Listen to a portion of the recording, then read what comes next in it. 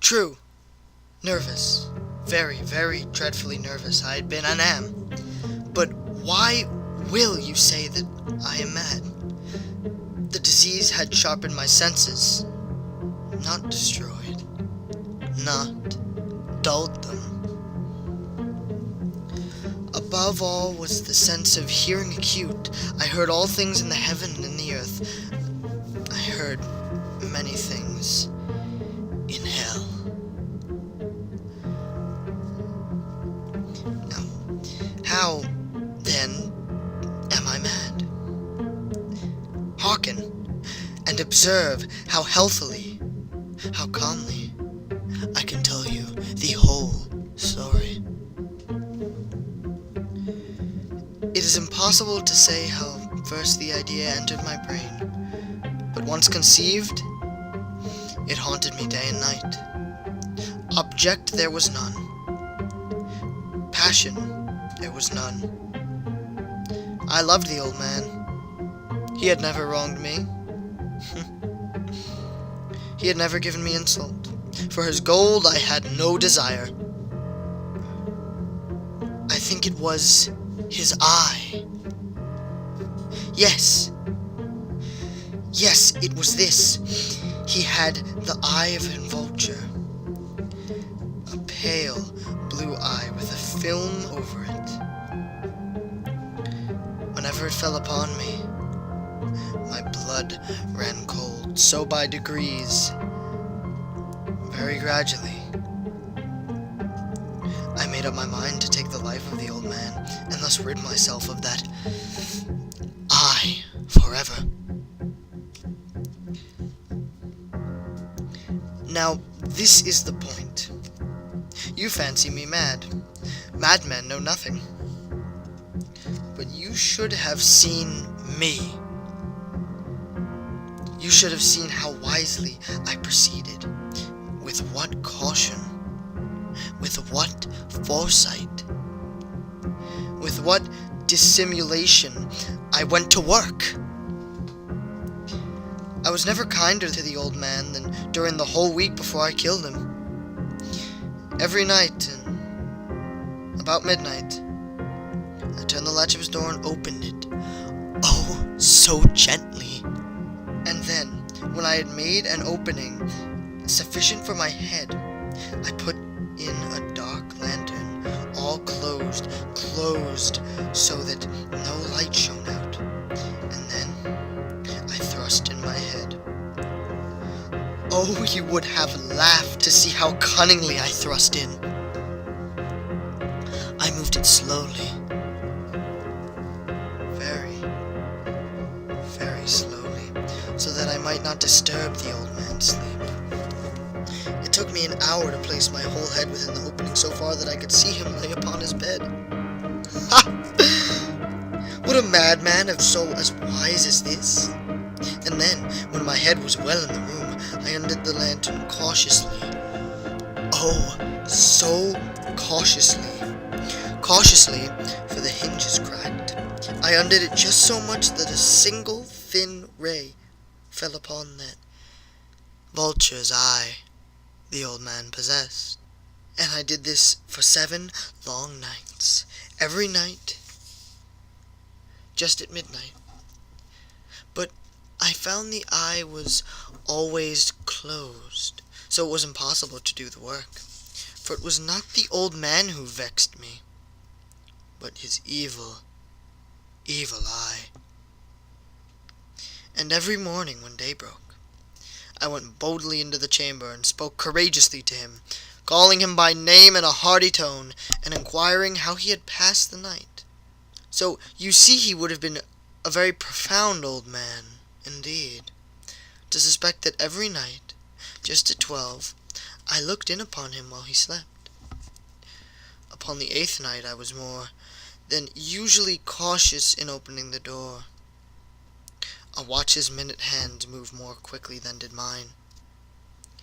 Never before that night I had felt the extent of my own powers, of my sagacity.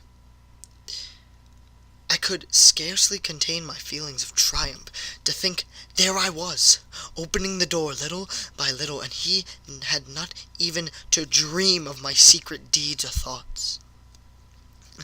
I fairly chuckled at the idea, and perhaps he had heard me, for he moved on the bed suddenly, as if startled. Now, you may think that I drew back, but no. His room was as black as pitch with the thick darkness, for the shutters were closed, fastened, through fear of robbers. And so I knew that he could not see the opening of the door, so I kept pushing on it, steadily, steadily.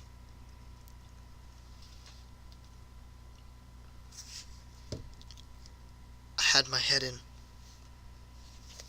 and I was about to open the lantern when my thumb slipped upon the tin fastening, and the old man sprang up in bed, crying out, "Who's there?" I kept quite still and said nothing. For a whole hour I did not move a single muscle, and in the meantime I did not hear him lie down. He was still sitting up in the bed listening, just as I have done, night after night, hearkening to the death watches in the wall. I presently heard a slight groan, and I knew it was the groan of a mortal terror. It was not a groan of pain or relief. Oh, no, no. It was the low, stifled sound that arises from the bottom of the soul when overcharged with awe. And I knew the sound well. Many a night, just at midnight, when all the world slept, it has welled up from my own bosom, deepening with its dreadful echo the terrors that distracted me. I say I knew it well. I knew what the old man felt, and I pitied him, although I chuckled at heart. I knew that he had been lying awake ever since the first slight noise, when he had turned in the bed. His fears had been ever since growing upon him. He had been trying to fancy them causeless, but could not. He had been saying to himself, "It's nothing but the wind in the chimney. It's only a mouse crossing the floor. Or, it is merely a cricket which has made a single chirp." Yes, yes. He has been trying to comfort himself with these suppositions, but he had found all in vain. All in vain. Because death, in approaching him, had stalked with this black shadow before him, and enveloped the victim. And it was the mournful influence of the upperchived shadow that caused him to feel, although he neither saw nor heard, to feel the presence of my head within the room. When I had waited a long time, very patiently, without hearing him lie down, I resolved to open a little, a very, very little crevice in the lantern. So I opened it, and you can imagine, no, you cannot imagine how stealthily, oh so stealthily, until at length a single dim ray, like the thread of a spider, shot out from the crevice and fell upon the dreadful and decrepit vulture's eye. It was open, wide, wide open, and I grew furious as I gazed upon it. I saw it with perfect distinctness, all a dull blue with a hideous veil over it that chilled the very marrow within my bones. but I could see nothing else of the old man's face or person, for I had directed the ray, as if by instinct, precisely upon that damned spot. And now, I have not told you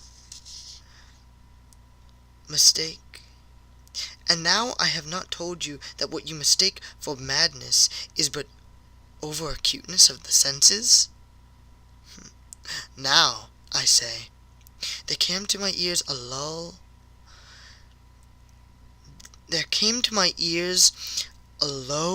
dull, quick sound, such as a watch makes when enveloped in cotton. I knew that sound well, too. It was the beating of the old man's heart. And this increased my fury, as the beating of a drum simulates the soldier into courage. But even yet, I refrained and kept still. I scarcely breathed. I held the lantern motionless. I tried how steadily I could to maintain the ray upon the eye. Meantime, the hellish tattoo of the heart increased. It grew quicker and quicker, louder and louder every instant. The old man's terror must have been extreme. It grew louder, I say, louder every moment. Do you mark me well? I have told you that I am nervous. So I am. And now, at the dead hour of the night, amid the dreadful silence of that old house, so strange as a noise as this excited me to uncontrollable terror. Yet, for some minutes longer, I refrained and stood still.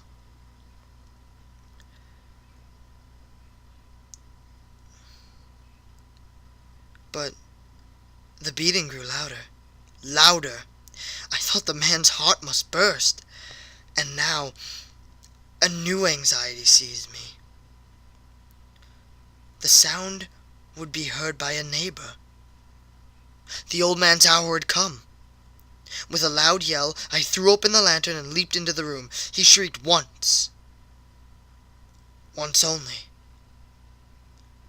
In an instant, I dragged him to the floor, pulled the heavy bed over him, then smiled gaily, to find the deed so far done. But for many minutes, the heart beat on with a muffled sound. This, however, did not vex me.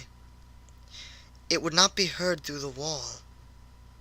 At length it ceased. The old man was dead. I removed the bed and examined the corpse.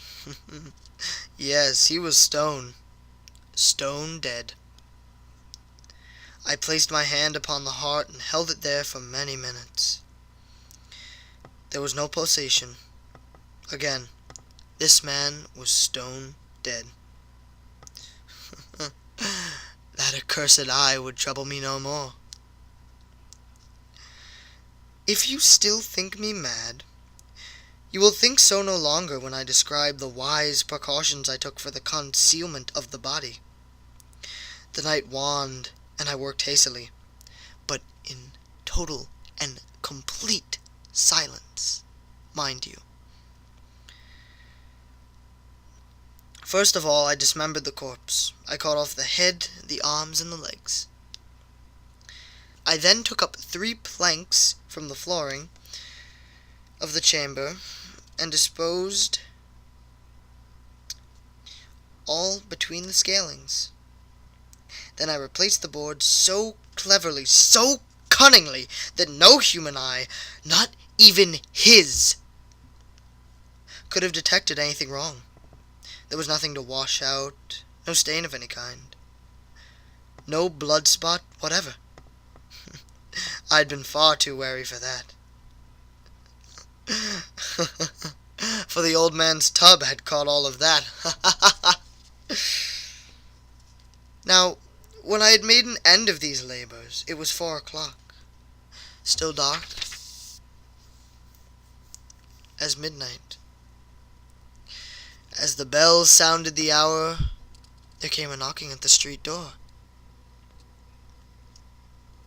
I went down to open it with a light heart, for what had I now to fear?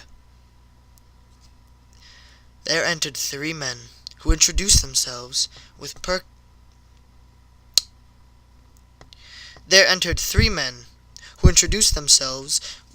perfect suavity as officers of the police. A shriek had been heard by the neighbor during the night. Suspicion of foul play had been aroused, and information had been logged at the police office. And they, the officers, had been deputied to search the premises. I smiled, for what had I to fear? I bade the gentleman welcome. The shriek, I said, was my own in a dream. The old man, I mentioned, was absent in the country. I took my visitors all over the house. I bade them search well. I led them, at length, to his chamber. I showed them his treasures, secure, undisturbed, and in the enthusiasm of my own confidence, I brought chairs into the room. And I desired them here to rest from their fatigues, while I, myself, in the wild audacity of my own perfect triumph, placed my own seat beneath the very spot which reposed the corpse of my vulture-eyed victim. The officers were satisfied. My manner had convinced them. I was singularly at ease. They sat while I answered cheerily. They chattered of familiar things, but ere long I felt myself getting pale and wished them gone. My head ached. I fancied a ringing in my ears, but still continued and became distinct. The ringing had become more distinct, of course. I talked more freely to get rid of the feeling, but it continued and gained definitiveness until at length I found that the noise was not within my ears. No doubt now I grew very pale, but I talked more fluently and with a heightened voice, yet the sound increased, and what could I do? It was a low, dull, quick sound, much such as a sound a watch makes when enveloped in cotton. I gasped for breath, and yet the officers heard it not. I talked more quickly, more vehemently, but the noise steadily increased. I arose and argued about trifles in a high key and with violent gesticulations, but the noise steadily increased. Why would they not be gone? I placed to the floor with slow and heavy strides, as if excited to fury by the observation of the men, but the noise steadily increased. Oh God, what could I do? I foamed, I raved, I swore, I swung the chair upon which I had been sitting and grated upon the boards, but the noise arose over all and continually increased. It grew louder, louder, louder, and still the men chatted pleasantly. They smiled. Was it possible they heard not? Almighty God, no, no, they heard, they suspected, they knew! They were but making a mockery of my horror. This I thought, and this I think. But anything was better than this agony. Anything was more tolerable than this desertion. I could bear those hypocritical smiles no longer. I felt I must scream or die. And now, again, hark! Louder! Louder! And louder! Villains! I shrieked. Dissemble me no more! I admit the deed!